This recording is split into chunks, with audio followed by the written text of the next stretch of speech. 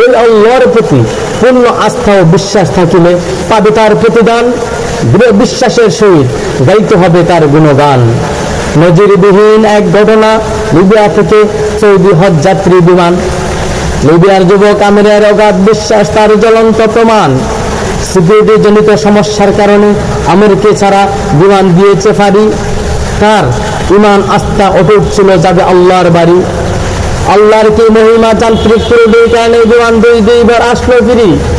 Pilot বুঝতে পারলো তাকে ছাড়া যাবে না বিমান, তাকে নিতে আর করলো না দেই। ওই আল্লাহ এখনো আছেন, যিনি যুগে যুগে নবী রাসূল ও তার প্রিয় বান্দাদের করেছেন আচান। তিনি এখনো আমাদের আহার নিদ্রা দিয়ে জীবন বাঁচান। সকল কর্মে কাণ্ডে তাহার প্রতি রাখে পূর্ণ আশা ভরসা। যদি ইমানের সহিত ধৈর্য ধরো, তিনি তোমায় করবেন না নিরাশা। এখনো সময় আছে, ফিরে আসো, আল্লাহর দিকে করি আহ্বান। দুনিয়ার লীলা খেলা বলে কোরআন হাদিস দিয়ে আপনার জীবন সাজান।